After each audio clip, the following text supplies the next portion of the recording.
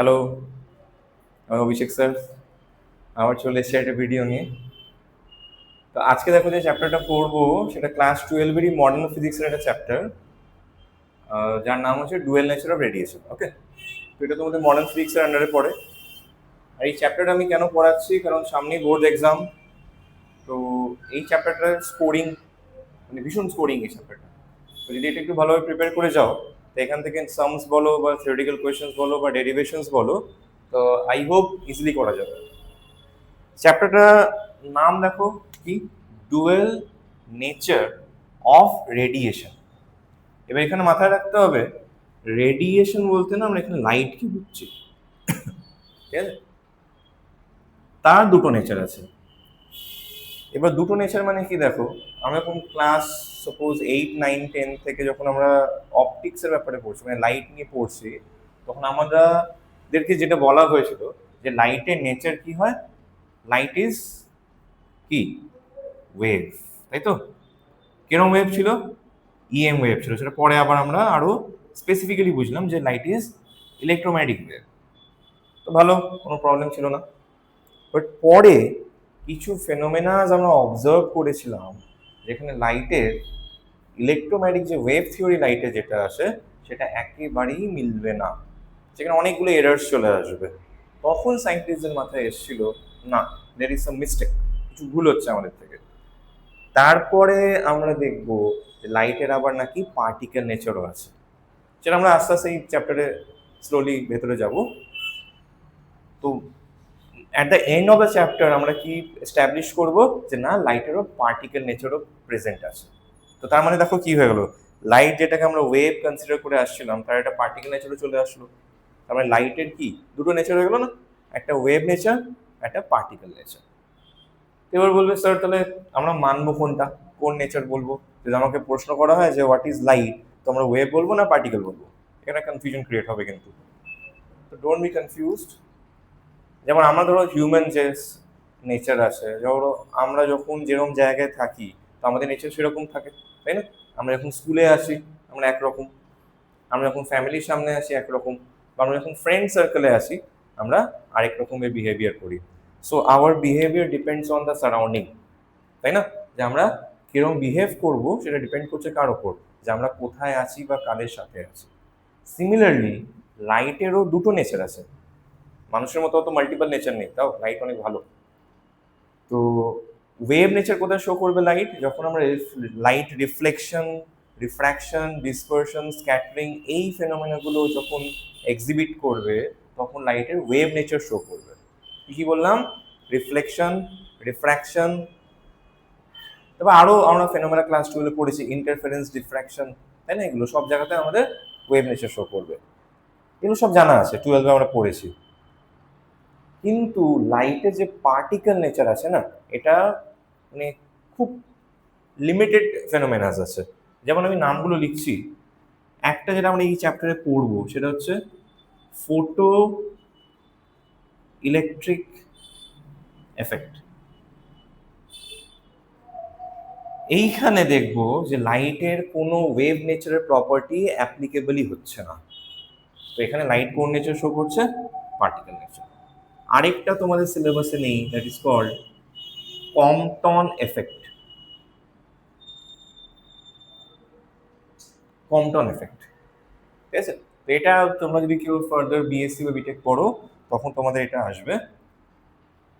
তো মেনলি দুটো নাম মনে রাখো, আরও আছে আমি ওগুলো এখন বলছি না। 12-এর জন্য তোমার দুটো এক্সাম্পল মনে রাখলে এনাফ, যে ফটোইলেকট্রিক এফেক্ট আর কম্পটন এফেক্টে লাইট কোন নেচার শো করে, পার্টিকেল নেচার শো করে। ওকে, তো এই চ্যাপ্টারটা শুরু করার আগে না আমরা যদি একটু এই চ্যাপ্টারের ব্যাকগ্রাউন্ডটার ব্যাপারে জানি, তো চ্যাপ্টারটা বুঝতেও সুবিধা হবে আর একটু ইন্টারেস্টিংও লাগবে, বুঝলে?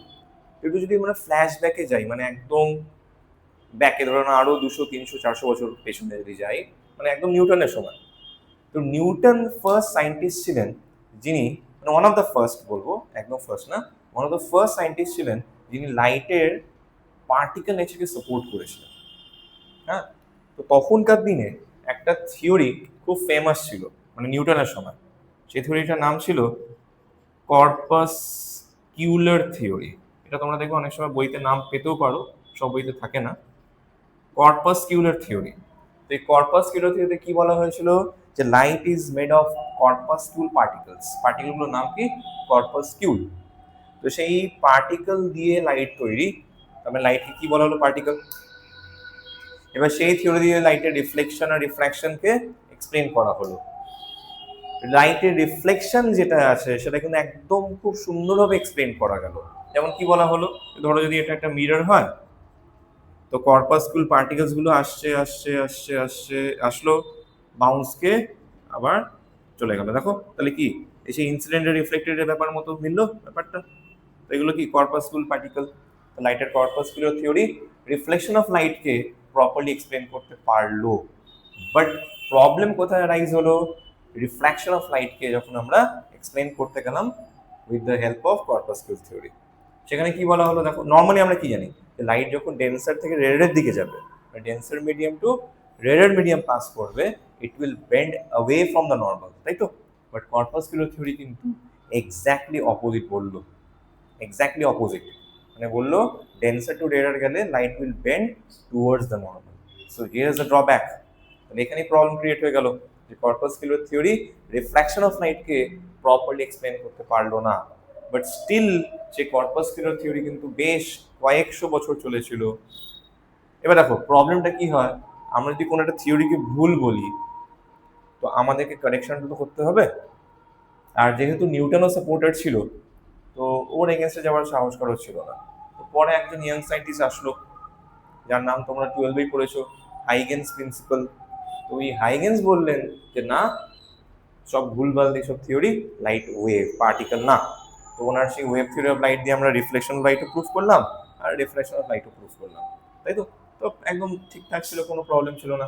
প্রবলেম কখন আসলো, যখন আমরা 20th সেঞ্চুরিতে আসলাম, তখন ফটোলিটিক এফেক্ট, কন্ট্রোল এফেক্ট আমরা ইনভেন্ট করলাম বা অবজার্ভ করলাম। তখন আমরা কি দেখলাম যে ওনার যে হাইগেন্সের যে wave theory of light in general যেগুলো আসে, সেগুলো একটাও অ্যাপ্লিকেবল হচ্ছে না। আমরা যখনই অ্যাপ্লাই করতে যাব, যখনই অ্যাপ্লাই করছি, আমাদের রেজাল্ট যেটা পাওয়ার কথা তার এক্স্যাক্টলি অপোজিট রেজাল্ট পাচ্ছি আমরা। তার মানে কি হচ্ছে, কোথাও গড়বড় আছে। তো সেই গড়বড়টাই আমাদেরকে বুঝতে হবে। হ্যাঁ, তো হেডিং দেবে প্রথম যেটা আমরা আজকে ডিসকাস করবো সেটা হচ্ছে ফটোইলেকট্রিক এফেক্ট। এবার দেখো ফটোইলেকট্রিক এফেক্টে আগে আমাদের না ফটোইলেকট্রিক সেলের ব্যাপারটা একটু বুঝতে হবে, যে ওটা কিভাবে কাজ করে। হ্যাঁ, খুব সিম্পল আছে সার্কিটটা। আমি একদম বেসিক সার্কিট ড্র করছি না। ফটোইলেকট্রিক সেলে একটা রেজিস্ট্যান্স থাকবে এখানে, আর এখানে থাকবে দুটো প্লেট, এখানে পাওয়ার সোর্স থাকবে। ওকে, এটা পজিটিভ নেগেটিভ বোঝাই যাচ্ছে। এটা অ্যানোড, এখানে ক্যাথোড, আর এটা একটা ধরুন এরকম গ্লাস চেম্বারের মধ্যে থাকে, বুঝলে। এবার এবার দেখো আমাদের টার্গেট কি আছে। আমাদের টার্গেট হচ্ছে এটা ফটোইলেকট্রিক সেল। তো আমাদের টার্গেট কি, যে লাইট এখানে ইনসিডেন্ট করে এখান থেকে ইলেকট্রিসিটি পাওয়া, তাই তো। ফটোইলেকট্রিক সেলের এক্সাম্পল তুমি সোলার সেল নিতে পারো তোমরা। তো এখানে আমরা লাইট ইনসিডেন্ট করবো কোন প্লেটে, অ্যানোড না ক্যাথোডে, সেটা বুঝবো কি করে। আমাদের দরকার ইলেকট্রিসিটি, তাই তো। এবার ইলেকট্রিসিটি আমরা পাই কোথা থেকে, ফ্লো অফ ইলেকট্রনস থেকে। এবার ফ্লো অফ ইলেকট্রন কোথায় বেশি, যেখানে ইলেকট্রন বেশি। এবার ইলেকট্রন বেশি কোথায় থাকে, অ্যানোডে না ক্যাথোডে, ক্যাথোডে, তাই তো। তাহলে আমরা যে লাইটটা ইনসিডেন্ট করব সেটা কোথায় করব, ক্যাথোড প্লেটে। ওকে, তো ধরো আমি একটা যে কোনো মোনোক্রোমাটিক লাইটকে ক্যাথোড প্লেটের ওপর ইনসিডেন্ট করলাম। ক্লিয়ার। এবার দেখো আমরা কি জানি, light is a form of energy. তো সেই যে এনার্জিটা নিয়ে আসছে সে কাকে দেবে, ক্যাথোড প্লেটের মধ্যে যে প্রচুর ইলেকট্রন ঘোরাফেরা করছে তাদেরকে সাপ্লাই করবে। এবার সেই এনার্জি অ্যাবজর্ব করে সেই ক্যাথোড প্লেটের যে ইলেকট্রনস গুলো আছে তারা এক্সাইটেড হবে, আর এক্সাইটেড হয়ে কি হবে, ক্যাথোড প্লেট থেকে বাইরে বেরিয়ে আসবে। But still they will not reach the anode plate. Why? Because we know that if electron is moving from cathode to anode, there should be a potential difference between cathode and anode plate. But আমরা এখনো কিন্তু এই পাওয়ার সোর্সটা switch on করিনি। ওকে, মানে এটা এখন switch off আছে, তার মানে there is no potential difference between cathode and anode plate. So electron will not move towards the anode plate. তাহলে কি হবে? তাহলে ওরা যারা ক্যাথোড থেকে বেরিয়ে আসছিল তারা অ্যানোড আর ক্যাথোডের মাঝখানে যে স্পেসটা আছে সেখানে ওরা স্টোর হয়ে যাবে, তাই তো? স্টোর হয়ে জমে থাকবে। কিন্তু সে হয় না যে কিছু ইলেকট্রনস বা কিছু মানুষ থাকে এত হাই এনার্জি ও কিছু বাধা মানবে না, সব ভেঙে বেরিয়ে যাবে। তো সেরকমই হয় যে ক্যাথোড থেকে যে ইলেকট্রনসগুলো রিলিজ হলো তার হয়তো ধরে নাও 1% বা 2% ইলেকট্রন এমন হয় যে তারা এতটা হাই এনার্জি গেইন করে নেয় যে তাদের কোনো পোটেনশিয়াল ডিফারেন্সই লাগে না। তো তারা কোথায় চলে যাবে? ক্যাথোড থেকে অ্যানোড প্লেটে উইদাউট এনি পোটেনশিয়াল ডিফারেন্স। তার মানে দেখো মজার ব্যাপার কি হচ্ছে যে আমরা কিন্তু এখনো পাওয়ার সোর্স অন করিনি, আর পাওয়ার সোর্স অন করিনি তা সত্ত্বেও কিন্তু আমরা কারেন্ট পাচ্ছি, মানে without any potential difference we are getting some current, তাই তো? এগুলো কিন্তু সব গ্রাফে প্লট করবো, তো এটা মাথায় রাখবে কিন্তু। হ্যাঁ, এবারে আমরা কি করব? পাওয়ার সোর্স অন করব। অন করলাম, তো যেই মোমেন্টে অন করলাম অ্যানোডে চলে আসলো পজিটিভ ভোল্টেজ, তাই তো? তাহলে দেখো অ্যানোডটা পজিটিভ ভোল্টেজের সাথে কানেক্টেড আছে। এবার কি হবে ব্যাপারটা, যারা যারা যে ইলেকট্রনগুলো ক্যাথোড অ্যানোডের মাঝখানে স্টোর ছিল তারা এবার পজিটিভ পোটেনশিয়ালের দিকে ছুটবে। তার মানে ক্যাথোড থেকে যে ইলেকট্রনগুলো বেরিয়ে যাচ্ছে সবাই এবার অ্যানোডে রিচ করবে, তার মানে একটা প্রপার ফ্লো অফ ইলেকট্রন তৈরি হয়ে যাবে, আর আমরা একটা সাফিসিয়েন্ট অ্যামাউন্ট অফ কারেন্ট আস্তে আস্তে আস্তে আস্তে পেতে থাকবো। তার মানে তুমি যত পোটেনশিয়াল বাড়াবে তত বেশি ইলেকট্রন অ্যাট্রাক্ট হবে অ্যানোডের দিকে আর তত বেশি কারেন্ট ফ্লো করবে। তাহলে এটা কি আনলিমিটেড চলবে? No. Why? Because we know that current is rate of flow of charge. এবার তুমি যত ইচ্ছে পোটেনশিয়াল বাড়াও ক্যাথোড যে ইলেকট্রন রিলিজ করছে তার তো একটা ফিক্সড রেট হবে। সাপোজ ও পার সেকেন্ডে 10,000 বেশি ইলেকট্রন রিলিজই করতে পারে না। এবার তুমি এখানে 100 ভোল্ট দাও কি 5000 ভোল্ট দাও, দ্যাট ডাজন্ট ম্যাটার, ও পার সেকেন্ডে 10,000 বেশি ইলেকট্রন রিলিজই করতে পারবে না, তো কারেন্ট বাড়বে কি করে? তো আমরা কি দেখবো যে একটা সার্টেন লিমিটের পর ভোল্টেজ যতই বাড়াও কারেন্ট স্যাচুরেট হয়ে যাবে। স্যাচুরেট মানে কনস্ট্যান্ট হয়ে যাবে। বোঝা গেল কি বললাম? কারেন্টটা কনস্ট্যান্ট হয়ে যাবে। তারপরে দেখো আমরা কি করব, তারপরে আমরা না এই পোলারিটিটা চেঞ্জ করে দেবো। পোলারিটি চেঞ্জ করবো মানে এদিকটা নেগেটিভ হয়ে যাবে, এদিকটা পজিটিভ হয়ে যাবে। আমি চেঞ্জ করে দেখাচ্ছি তোমায়। ধরো এটা নেগেটিভ করে দিলাম আর এটা পজিটিভ করে দিলাম। তাহলে এবার দেখো তো অ্যানোডে কোন নেগেটিভ, মানে কোন পোটেনশিয়াল যাচ্ছে? নেগেটিভ। এবার নেগেটিভ পোটেনশিয়াল ইলেকট্রন তো নেগেটিভ, এবার দুজনে কি করবে? একে অপরকে রিপেল করতে স্টার্ট করে দেবে। তার মানে যে ইলেকট্রনসগুলো ক্যাথোড থেকে অ্যানোডের দিকে যাচ্ছিল তারা আবার নেগেটিভ পোটেনশিয়ালের জন্য রিপেলড হয়ে আবার ব্যাক চলে আসবে। তাহলে আমরা কি দেখবো যে নেগেটিভ পোটেনশিয়াল আস্তে আস্তে আস্তে বাড়াচ্ছি আর তত বেশি ইলেকট্রন আবার ব্যাকে আসছে, তাহলে কারেন্টের ভ্যালু কমতে কমতে কমতে কমতে কি হবে? একটা সার্টেন নেগেটিভ পোটেনশিয়ালে কারেন্টের ভ্যালু জিরো হয়ে যাবে, and that negative potential will be called stopping potential. Stopping potential তার মানে কি হচ্ছে? The negative potential of anode for which the photoelectric current will be zero, that is called stopping potential. Clear? তো এই যে পুরো ডিসকাশনটা আমরা করলাম এটা এবার আমরা গ্রাফে প্লট করব। হ্যাঁ, এবার সেই গ্রাফ থেকেই কিন্তু এবার আস্তে আস্তে আমরা আরো ক্ল্যারিটি পাবো যে কোথায় ভুল হচ্ছে আর কি ভুল হচ্ছে। প্রথম তাকে শিখবো যে ভুলটা কি হচ্ছে।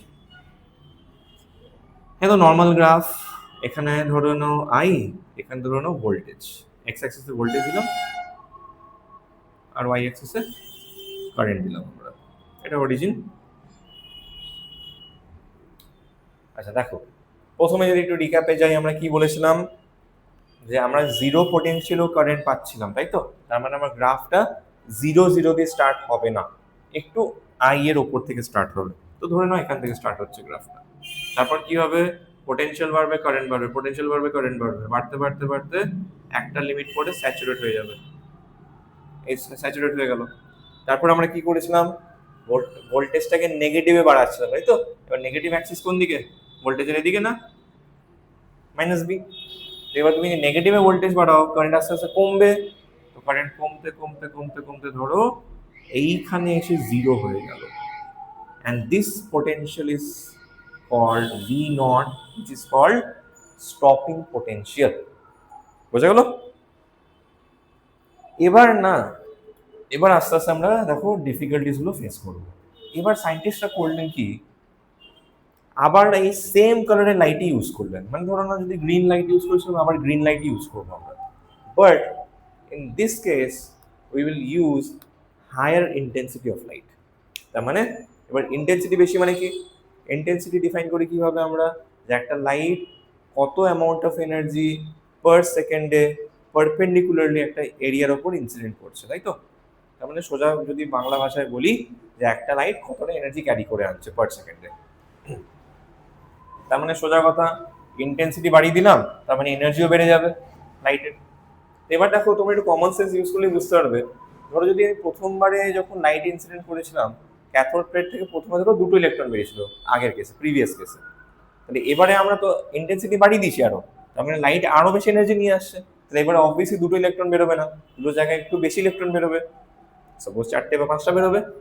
তার মানে আমার ইনিশিয়ালি যে আমি কারেন্টটা পেয়েছিলাম সেটা কি হবে, আগের বারের থেকে এবার একটু বেশি হবে। তাহলে আমার গ্রাফটা কোথা দিয়ে স্টার্ট হবে, একটু ওপর দিয়ে আইয়ের, তাহলে একটু স্টার্ট হলো উপর দিয়ে, আবার সেম নেচার স্যাচুরেট করবে। এবার মজার ব্যাপার দেখো, এবার আমাদের আবার নেগেটিভে বাড়াতে হবে পটেনশিয়ালটা, তো নেগেটিভে বাড়ালে কোন থেকে কি মিট করবে, এইখানে, তাই না? আই হোপ দেখতে পাচ্ছ সবাই ক্যামেরাতে, এইখানে। বাট স্ট্রেঞ্জলি এই গ্রাফটা না আবার এখানেই এসে মিট করে গেল, ওই সেম ভি নট পেলাম। বাট আমাদের লজিক কি বলছে, ভি নটটা আরো এদিকে শিফট করার কথা, বাট করলো না। বাস সায়েন্টিস্টের মাথায় হাত, কি হলো ব্যাপারটা, মিললো না। এবার ওনারা ট্রাই করলেন কি, এবার না ওরা ফ্রিকোয়েন্সি চেঞ্জ করলো লাইটটা, মানে ওরা ইন্টেন্সিটি ভ্যারি করলো না, ইন্টেন্সিটি যা ছিল তাই ছিল। ধরো আমি গ্রিনের জায়গায় এবার ব্লু লাইট ইউজ করলাম বা রেড লাইট ইউজ করলাম, তো শকিংলি এবারে ভি নট পাল্টে গেল, আর ওই সেম জায়গায় ভি নট আসলো না। তার মানে আমরা কি বুঝলাম, যে লাইটের ইন্টেন্সিটির উপর ভি নট ডিপেন্ড করছে না, লাইটের কিছুর উপর ডিপেন্ড করছে, ভি নটটা ফ্রিকোয়েন্সির উপর ডিপেন্ড করছে। বাট লজিক কি বলছে, যে লাইটের ইন্টেন্সিটির উপর ভি নট ডিপেন্ড করা উচিত, বাট করছে কার উপর, লাইটের ফ্রিকোয়েন্সির উপর। তো এইটা কেন হলো সায়েন্টিস্টরা তখন বুঝতে পারেনি। হ্যাঁ, এই এরারটা বোঝা গেল, ফার্স্ট এরার ক্লিয়ার। এবার সেকেন্ড এরারটা দেখো কি হচ্ছে। এবার এগুলোকে না এরার বলবো না, এগুলোকে অ্যাকচুয়ালি যদি তুমি একদম প্রপারলি বলতে চাও তাহলে এগুলোকে বলা উচিত failure of wave theory of light. কারণ আমরা বারবার এখানে কি ইম্পোজ করছি, ওয়েভ থিওরি অফ লাইটকে, আর বারবার ফেল হবো আমরা। হ্যাঁ, মজা আসবে ফেল হতে। দেখো সেকেন্ড ফেলিয়ার কি ছিল, threshold frequency. Threshold frequency,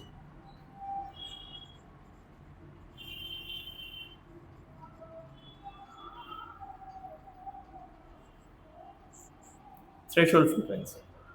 threshold frequency মানে কি দেখো, আমি দেখো কি বলেছিলাম, যে আমরা ক্যাথোড যেটা একটা মেটালিক প্লেট দিয়ে তৈরি, অবভিয়াসলি ক্যাথোড অ্যানোড কি দিয়ে তৈরি হয়, মেটালিক প্লেট দিয়ে। তো সেই মেটালিক প্লেটের উপর যখন একটা লাইট ইনসিডেন্ট করবো সেখান থেকে ইলেকট্রন রিডিউস হবে। তার মানে কি যে কোনো মেটালিক প্লেটে যে কোনো লাইট ফেললে কি ওই ইলেকট্রিসিটি পাবো, তাহলে তত খুব ইজি হয়ে যাবে ইলেকট্রিসিটি সাপ্লাই করা, বাট তা হয় না। কি হয়, একটা সার্টেন মেটালিক প্লেটের জন্য একটা সার্টেন ফ্রিকোয়েন্সি লাইট তোমাকে ফেলতে হবে, মানে একটা মিনিমাম ফ্রিকোয়েন্সি লাগবে ফর আ গিভেন মেটাল। তো সেই সেই মিনিমাম ফ্রিকোয়েন্সিটাকে বলা হয় threshold frequency. So what is threshold frequency, the minimum frequency which is required to start the photoelectric emission. Clear কি বললাম, আমি আরেকবার বলছি, the minimum frequency which is required to start the photoelectric emission is called threshold frequency of the metal. ওকে, এবার না scientist একটা experiment করলেন। ধরো কোন একটা মেটালিক সারফেস আছে, তার জন্য থ্রেশহোল্ড ফ্রিকোয়েন্সি নিউ নটে ডিনোট করে জন্য 20 হার্টজ। ওকে, 20 হার্টজ আছে। এবার না সায়েন্টিস্টরা করলেন কি, যে ওনারা একটা লাইট ইনসিডেন্ট করলেন যার ফ্রিকোয়েন্সি ধরে নাও 15 হার্টজ, বাট ইন্টেন্সিটি অনেক অনেক বেশি, অনেক বেশি দিল এই লাইটটার থেকে। তাহলে দেখো লজিক কি বলছে, যে যেহেতু লাইটের ইন্টেন্সিটি বেশি, তো লাইট অনেক বেশি এনার্জি নিয়ে আসছে, আর সেই এনার্জি নিয়ে এখান থেকে ইলেকট্রনে বেরিয়ে যাওয়ার কথা, তাই না? It should release the electrons. But shockingly আমরা কি দেখবো, যে তুমি যত বেশি ইন্টেন্সিটি রাখো ইলেকট্রন রিলিজ হবে না তো হবে না। কেন? কারণ এর ফ্রিকোয়েন্সি, মানে কার ফ্রিকোয়েন্সি, যে ইনসিডেন্ট লাইটটা আছে তার frequency threshold frequency of the মেটালের থেকে কম। বুঝলো কি বললাম? এবার এর উল্টোটা করা হলো। উল্টো কি করা হলো? একটা লাইট নেওয়া হলো যার ফ্রিকোয়েন্সি ধরে নাও 25 হার্টজ, আর ইন্টেন্সিটি অফ লাইট খুব কম, খুব কম, একদম কম। এবার লজিক কি বলছে? ইলেকট্রন বেরোবে? নো। কেন? লাইটের ইন্টেন্সিটি খুব কম, তাই ও এনার্জিও কম নিয়ে আসছে, তাহলে ইলেকট্রন রিলিজ হওয়ার কথা না। বাট শকিংলি এখানে আবার ইলেকট্রন রিলিজ হয়ে যাবে, কারণ আমাদের ইনসিডেন্ট লাইটের যে ফ্রিকোয়েন্সি আছে সেটা মেটালের যে থ্রেশহোল্ড ফ্রিকোয়েন্সি রিকোয়ারমেন্ট তার থেকে বেশি। এর ব্যাপারটা কিছুতেই মিলছে না, তাই না? মানে আমরা ভাবছি একরকম, হয়ে যাচ্ছে আর একরকম। এটাও সায়েন্টিস্টের সেম অবস্থা হয়েছে তখন, যে আমরা বারবার অ্যাজিউম করছি একরকম হবে, বাট অ্যাজ এ রেজাল্ট আমরা অন্য কিছু পেয়ে যাচ্ছি। তো এই দুটো এরার কিন্তু মাথায় রাখো, হ্যাঁ। আর থার্ড এরার কি ছিল? Instantaneous nature of the photoelectric effect. এর মানে কি?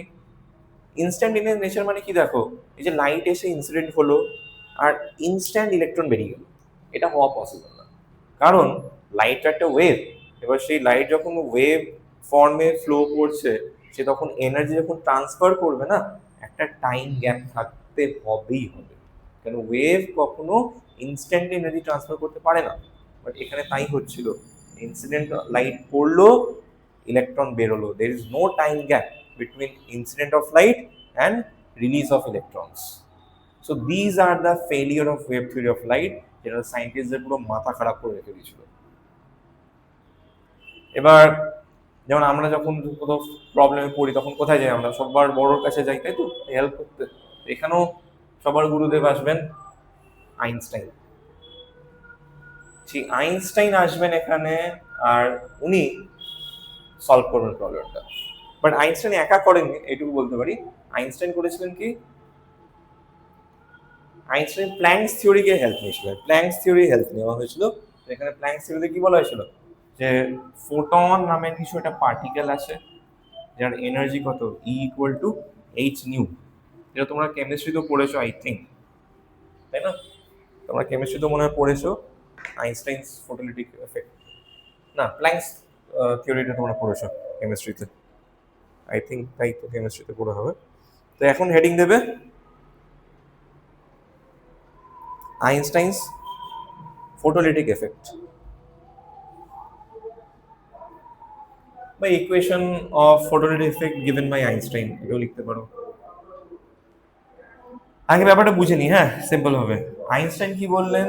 যে না, light is a photon particle, আর তার এনার্জির ইকুয়েশন আগে থেকে প্ল্যাঙ্ক দিয়ে রেখেছিলেন। কি দিয়েছিলেন? E equal to H new. এখানে এইচটা প্ল্যাঙ্কস কনস্ট্যান্ট, আর নিউটা কি? সেই ফোটনের ফ্রিকোয়েন্সি। এবার দেখো, খুব সিম্পল ভাবে আইনস্টাইন এক্সপ্লেন করলেন। কি বললেন? ধরো এটা একটা মেটালিক প্লেট আছে, ক্লিয়ার? একটা মেটালিক প্লেট আছে। এবার এই মেটালিক প্লেটের উপর একটা লাইট ইনসিডেন্ট হলো, যার এনার্জি কত? H new. ফোটন আসছে, তাই তো? এবার সে একটা ইলেকট্রনকে স্ট্রাইক করতেও পারে আবার নাও পারে, কিন্তু মানে আইনস্টাইন বলে দুটো পসিবিলিটি আছে, যে ও যখন মেটালিক প্লেটে ইনসিডেন্ট হবে তার তো ম্যাক্সিমাম স্পেসটা এমটি, ফাঁকা। তো হয় ও ফোটন কি হবে, ইলেকট্রন কোনো স্ট্রাইক করবেই না, তো যে এনার্জি নিয়ে এসেছিল সেই এনার্জি নিয়ে বেরিয়ে চলে যাবে, কোনো কিছুই এফেক্ট হবে না। আর আরেকটা কি হতে পারে? সে একটা ইলেকট্রনকে স্ট্রাইক করবে, এবার যেই স্ট্রাইক করবে, এবার দেখো ইলেকট্রনও একটা পার্টিকেল, ফোটনও একটা পার্টিকেল, তো ওদের মধ্যে যে স্ট্রাইকটা বা কলিশনটা হবে, that will be perfectly elastic collision. Okay? তো আইনস্টাইন কি বললেন? এই যে ফোটনের এনার্জি এইচ নিউটা আছে না, সেটা পুরোপুরি অ্যাবজর্ব করবে ইলেকট্রনটা। তাহলে এখন ইলেকট্রন এনার্জি কত হয়ে গেল? H new. এবার এই যে এইচ নিউ এনার্জি ইলেকট্রন চলে আসলো, যে ওই এনার্জিকে দুটো পার্টে ডিভাইড করবে। একটা মিনিমাম পার্টটুকু ডিভাইড স্পেন্ড করে কি করবে? এই মেটাল সারফেস থেকে বেরিয়ে আসবে। বারবার বলছি, মিনিমাম পার্টটুকু স্পেন্ড করে কি হবে? ও মেটালিক সারফেস থেকে বেরিয়ে আসবে, and that minimum part is called work function. Okay? Minimum energy যেটা লাগবে to escape from the metallic surface. আর যে ম্যাক্সিমাম পোর্শনটা পড়ে থাকবে সেই ম্যাক্সিমাম পোর্শন অফ এনার্জি কি হবে, সে নিজের কাইনেটিক এনার্জিতে ইউজ করবে। তাহলে কি হয়ে গেল, ওমেগা নট আর ই ম্যাক্স। ই ম্যাক্স মানে maximum energy, kinetic energy of the electron. তাহলে ই ম্যাক্স কত আসছে,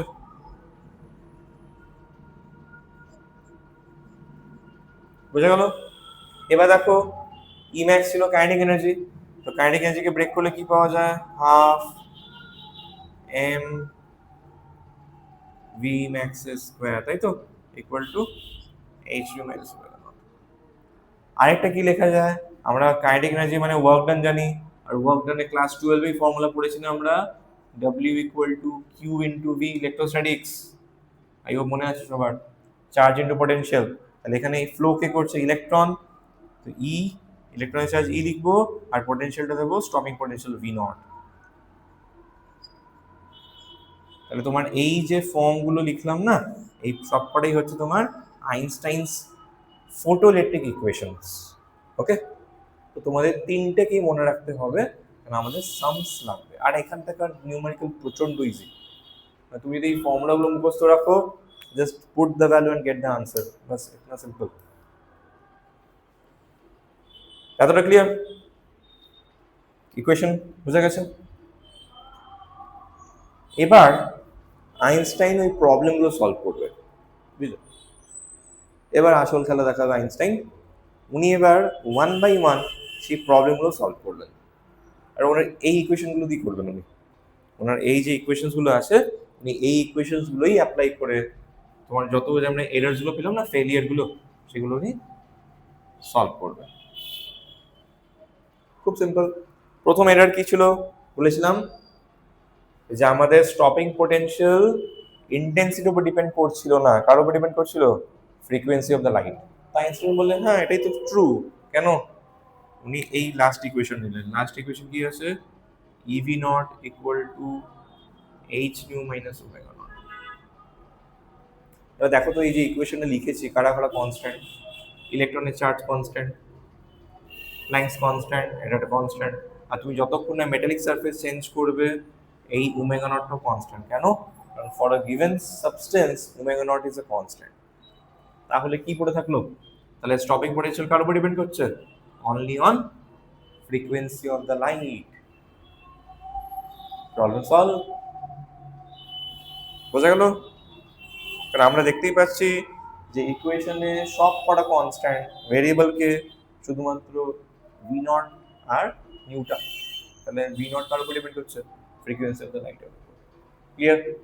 সেকেন্ড ড্রব্যাক ছিল কি, ফেলিয়ার কি ছিল, ওই থ্রেশহোল্ড ফ্রিকোয়েন্সি, তাই না? যে মিনিমাম ফ্রিকোয়েন্সির থেকে যদি আমরা কম ফ্রিকোয়েন্সি লাইট ফেলি, ইন্টেন্সিটি যত ইচ্ছে হোক, ইলেকট্রন বেরোবে না।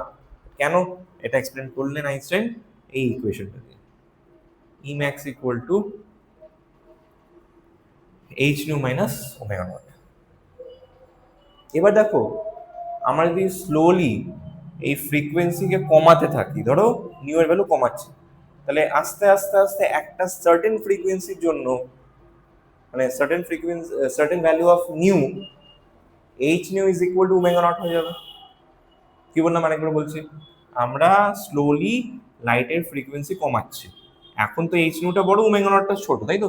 ধরো তুমি নিউ এর ভ্যালু ডিক্রিজ করতে করতে করতে করতে এমন একটা লেভেলে রিচ করলে যে এইচ নিউ এর ভ্যালু আর ওমেগা নট এর value both are equal, and in that case E max will be zero, তাই তো?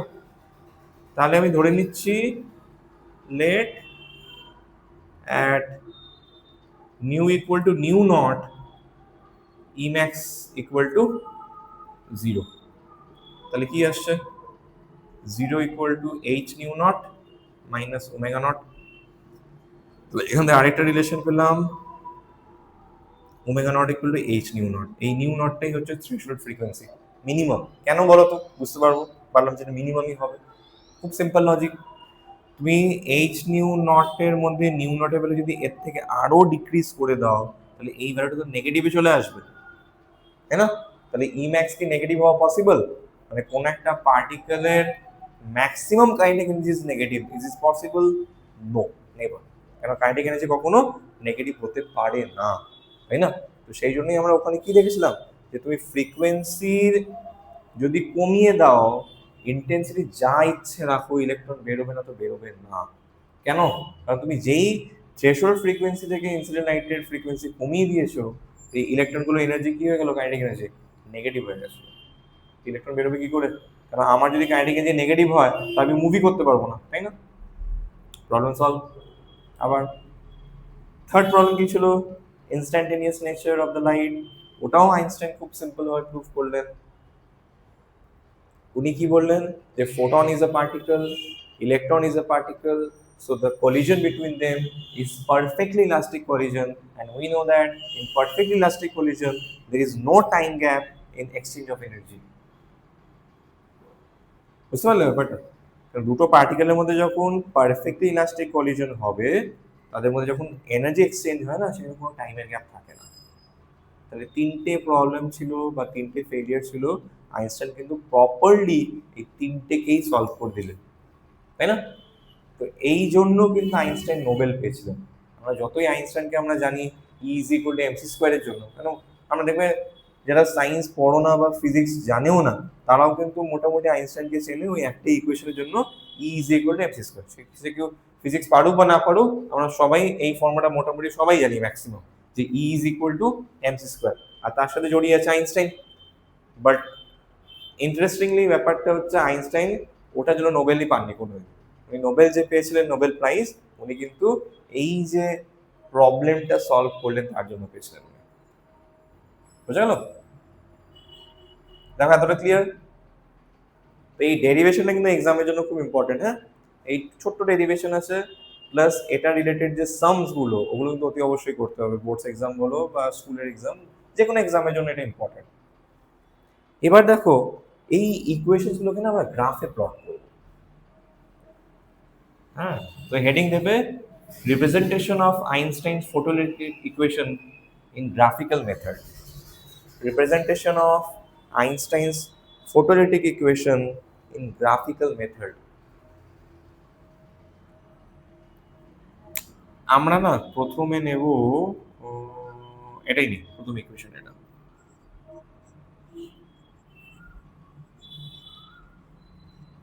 আমি ই দিয়ে ডিভাইড করে দিই, কি পাবো, V0 = ω0/E। এটা দেখো তো, খুব একটা চেনা জানা ইকুয়েশন মনে হচ্ছে। চেনা জানা কেন? কারণ এটা y=mx+c ফর্মে আসছে, তাই না?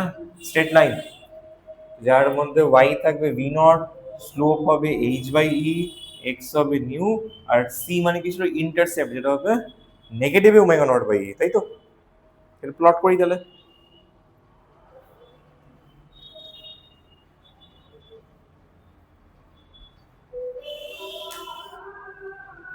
প্লট করলে দেখো কেমন হবে দেখতে।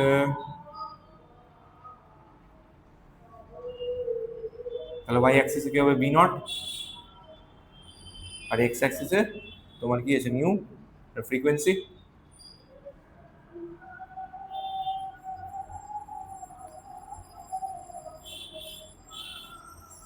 এরকম দেখতে হবে গ্রাফটা। হ্যাঁ, এই যে কাট করলো, এই কাটটাই হচ্ছে তোমার কি, ω0/E, ইন্টারসেপ্টটা। ক্লিয়ার? আর এইটা হচ্ছে স্লোপ, স্লোপটা কত, h/e। আর যেখানে কাট করছে ওখান থেকে তো ফ্রিকোয়েন্সি স্টার্ট হচ্ছে, এটাকে আমরা নিউ নট বলি, মানে থ্রেশহোল্ড ফ্রিকোয়েন্সি। এবার দেখো গ্রাফটা স্টার্ট হচ্ছে এখান থেকে, তো this is the least value of the frequency, তো that is called threshold frequency. Clear? আর আরেকটা আমরা গ্রাফ প্লট করতে পারি, এটা ইম্যাক্স ভার্সেস নিউ, একদম সেম হবে, শুধু ওয়াইতে ইম্যাক্স হবে, এক্স এ নিউ হবে, স্লোপ হবে শুধু এইচ, আর ইন্টারসেপ্ট হবে শুধু ω0, মানে বাই ই গুলো হবে না।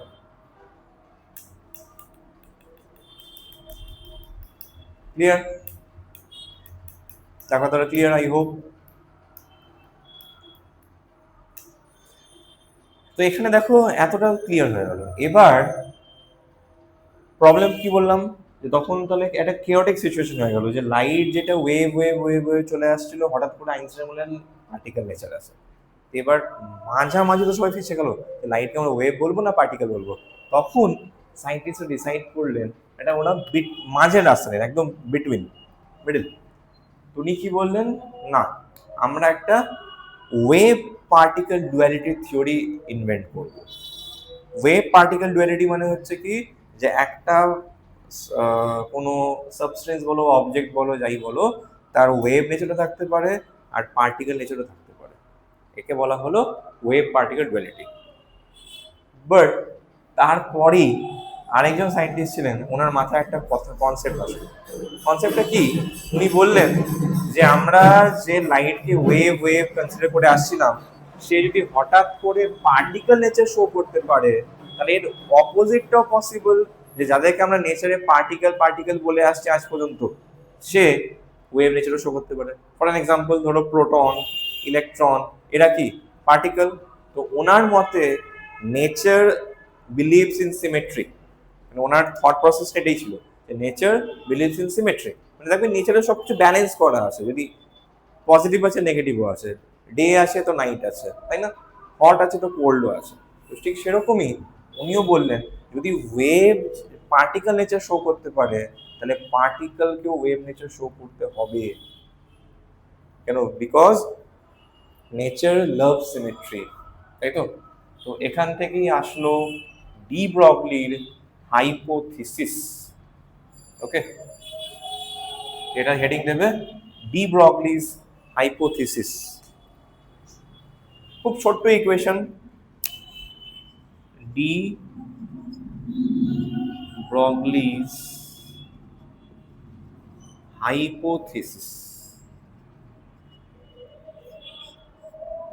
এবার একটা না, অনেক স্টুডেন্টদের একটা মিসকনসেপশন থাকে, দেখো আমি ডি ব্রগলিজ ল লিখিনি, ডি ব্রগলিজ হাইপোথিসিস লিখেছি।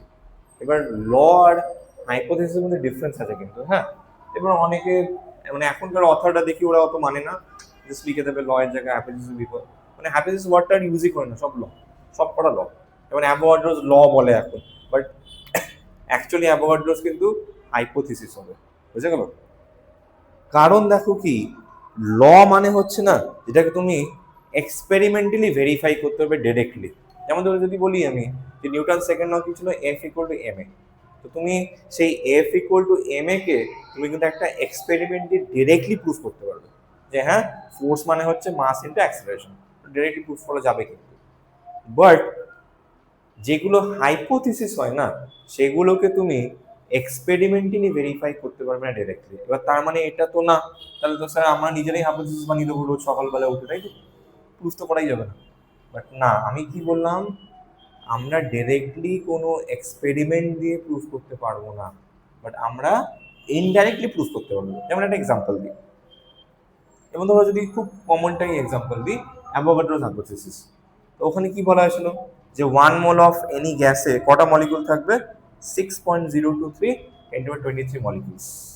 এবার তুমি নিজেরাই ভাবো, তোমরা নিজেই বলো যে আমরা কোনো এক্সপেরিমেন্ট করে এটা কি কোনদিন কাউন্ট করতে পারবো যে 1 মোল গ্যাসে 6.023 10^23 নাম্বার অফ মলিকুলস আছে?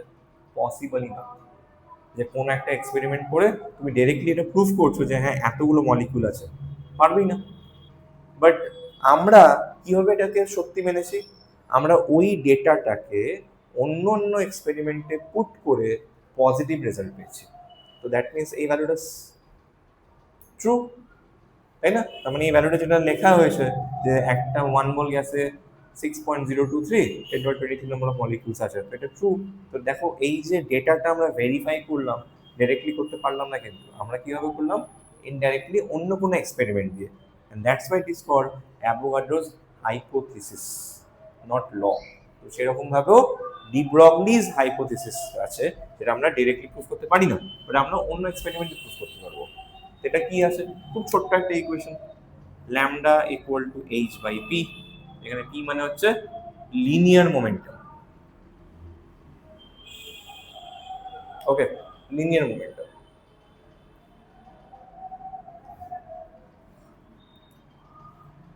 এবার দেখো এই ছোট্ট একটা ইকুয়েশন না পুরো ফিজিক্সকে পাল্টে দিচ্ছে, পুরো ফিজিক্স পাল্টে গেল এই ইকুয়েশন। কি আছে, কোনো ফ্যান্সি নেই, কিছু নেই যে অনেকগুলো টার্মস আছে, মাত্র 3টে টার্মস, ল্যামডা, এইচ আর টি, তাতেই পুরো ফিজিক্স কেঁপে গেল। কেন কাঁপলো? কারণ এর আগে কোনো সায়েন্টিস্ট এরকম ইকুয়েশন দিতেই পারেনি। কি দিয়েছে এমন ডি ব্রগলি? উনি দেখো এলএইচএস এ লিখেছেন ল্যামডা, আরএইচএস এর নিচে আছে P which is linear momentum. এবার ল্যামডাটা হচ্ছে ওয়েভ নেচার, ওয়েভের প্রপার্টি, আর পিটা কার প্রপার্টি বা নেচার? পার্টিকেলের। কেন মোমেন্টাম কার থাকে? পার্টিকেলের থাকে, তো ওয়েভের থাকে না। তাহলে একটা এমন একটা ইকুয়েশন উনি ফর্ম করলেন যেখানে পার্টিকেল নেচারও আছে, ওয়েভ নেচারও আছে। এবার এই যে ম্যাটার বা পার্টিকেল, তার উনি একটা স্ট্রেঞ্জ নাম দিলেন, ওনার নাম ওটা হলো ম্যাটার ওয়েভ। এবার শুনতে একটু পাগলের মতোই লাগবে যে নাম হচ্ছে ম্যাটার ওয়েভ, না ম্যাটার না ওয়েভ। আমরা যেমন বলছি তোর ঠান্ডা গরম দিন রাত একসাথে, এটা পসিবল তো না। তারপরে এখানে উনি বললেন যে এই পার্টিকেলগুলোর নাম কি হবে? Matter wave. কেন? কারণ ওনার মতে যে কোনো একটা পার্টিকেল যখন মুভিং থাকে না, তো ওদের সাথে একটা ওয়েভও অ্যাসোসিয়েটেড থাকে, and that wave is called de Broglie's wave, and that wave is called matter wave. এবার বলবে স্যার তাহলে আমাদেরও কি পেছনে ওয়েভ ঘুরছে? ঘোরে, but that is negligible. Why? Because দেখো এইগুলো না সিগনিফিকেন্ট কাদের জন্য বলতো? সাব অ্যাটমিক পার্টিকেলস, যেমন ধরো প্রোটন, ইলেকট্রন, এদের জন্য। আমাদের জন্য কেন না? তুমি এইচ এর ভ্যালু ইমাজিন করো কত? 6.62 10⁻⁻34 জুল ইনটু সেকেন্ড। তো আমাদের মাস বলো অনেক বেশি, ভেলোসিটি খুব কম, তো ডিভাইড করলে তোমার যে ল্যামডা আসবে নেগলিজিবল। তো তুমি তার জায়গায় তুমি ইলেকট্রন নাও, ওর মাস কত? 10⁻31, আর স্পিডও সাংঘাতিক থাকবে। এটা যদি নিচ থেকে উপরে চলে যায় তাহলে তো একটা ল্যামডার একটা অ্যাকসেপ্টেবল ভ্যালু পাবো আমরা। তো দ্যাটস ওয়াই এই ডি ব্রগলিস হাইপোথিসিসটা কিন্তু শুধুমাত্র সাব অ্যাটমিক পার্টিকেলসের জন্য অ্যাপ্লিকেবল, মাথায় রাখবে, হ্যাঁ, সাব অ্যাটমিক পার্টিকেলসের জন্য। আর আরেকটা জিনিস, নন রিলেটিভিস্টিক পার্টিকেলস। কারণ তোমরা পরে যদি ফিজিক্স নিয়ে পড়ো তোমরা দেখবে যে দু রকমের পার্টিকেল হয়, relativistic and non relativistic particles. Relativistic particle কাদের বলা হয়? যারা লাইটের স্পিড নিয়ে মুভ করে, যেমন ফোটন, PHOTON, ফোটন, এটা হচ্ছে relativistic particle. But proton, PROTON, proton is non relativistic particle. So de Broglie's hypothesis is applicable only for proton, electron, era, not for photon. Why? Because photon is a relativistic particle. বুঝতে পারলাম? আচ্ছা, এবারে তো class 11 এর জিনিস, মোমেন্টামকে লিখতে পারি আমরা কি? √2mk, কে মানে কাইনেটিক এনার্জি। এবার কাইনেটিক এনার্জিকে ব্রেক করে কি লিখতে পারি? 2m QV, Q মানে চার্জ, V মানে পোটেনশিয়াল ডিফারেন্স, কিন্তু হ্যাঁ এখানে তোমার ল্যামডার ফাইনাল এক্সপ্রেশন কি আসলো?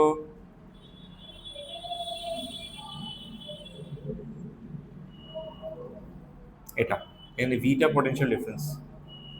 এবার তুমি যদি ফর ইলেকট্রন ক্যালকুলেট করো, স্পেসিফিক্যালি যদি ফর ইলেকট্রন করো, এটা করে রাখতে হবে আমাদের। তাহলে তুমি এম এর ভ্যালু জানো, তাই তো? কিউ এর ভ্যালু জানো মানে চার্জ, এইচ এর জানি, তো ল্যামডা আসবে অ্যাপ্রক্সিমেটলি 12.27 √v এত অ্যামস্ট্রং। এটা না এমসিকিউর জন্য মনে রাখতে পারো তোমরা, বা অনেক সময় বোর্ডস এক্সামে ডেরিভেশনটাও করতে দিতে হতে পারে। বুঝা গেল কি বললাম? সামস আসতে পারে এটা বা এটা দিয়ে, হ্যাঁ। আচ্ছা, এটা আমি বললাম হাইপোথিসিস, তার মানে এটা নিশ্চয়ই কেউ অন্য কেউ এক্সপেরিমেন্টে প্রুভ করেছিল।